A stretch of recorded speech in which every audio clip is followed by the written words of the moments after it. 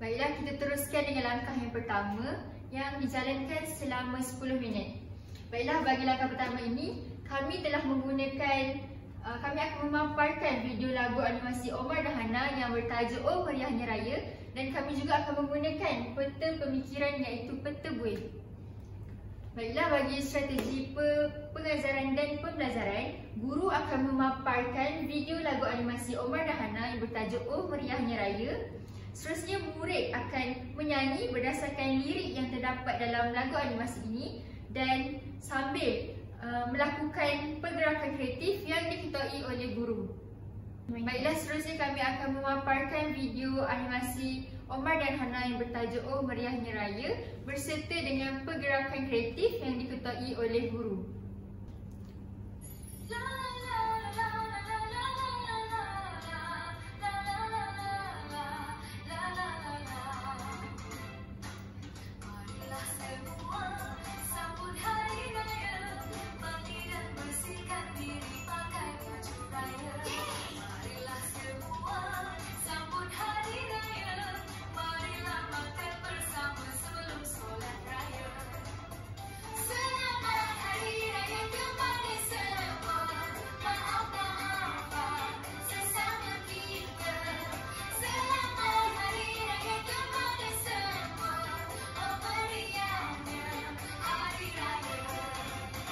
Selepas pelaksanaan aktiviti didik hibur yang diketuai oleh guru sebentar tadi, murid diminta untuk melihat dan mengenal pasti aktiviti yang terdapat dalam video lagu Omar dan Hana sebentar tadi. Baiklah, seterusnya guru dan murid berbincang dan bersoal jawab tentang jawapan yang telah dikenal pasti dalam lirik lagu tersebut, dan kemudian menukarkan jawapan mereka yang telah dibincangkan ke dalam bentuk peta buih dengan bimbingan guru. Baiklah, seterusnya, bagaimanakah penggunaan BBB ini dapat membantu murid dalam menulis? Baiklah, penggunaan bahan bantu belajar dalam aktiviti langkah 1 ini membantu murid dalam menulis melalui beberapa cara. Cara yang pertama adalah merangsang idea melalui video lagu.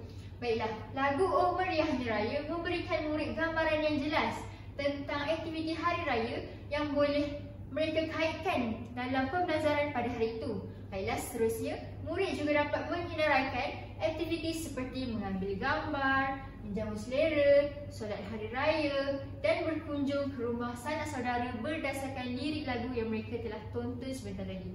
Baiklah, seterusnya adalah memperkaya perbendaharaan kata. Murid belajar perkataan dan frasa baharu daripada lirik lagu seperti bersalaman, menjamu selera dan mengambil gambar. Ini akan membantu mereka menggunakan perkataan yang lebih baik serta lebih dramatis dalam penulisan mereka pada hari yang seterusnya. Baiklah, seterusnya adalah untuk meningkatkan pelibatan dan motivasi. Aktiviti menyanyi sambil bergerak iaitu didik hibur ini menjadikan sesi pembelajaran lebih menyeronokkan dan membantu murid mengingat maklumat dengan lebih baik lagi. Murid juga lebih minat untuk menulis kerana mereka memahami dan menghayati suasana hari raya melalui lirik lagu tersebut. Dan akhir sekali adalah menggalakkan penggunaan pengalaman sendiri. Jadi, berdasarkan soalan yang diajukan oleh guru, ini dapat menggalakkan murid berkongsi pengalaman mereka sendiri tentang hari raya bersama rakan sekelas.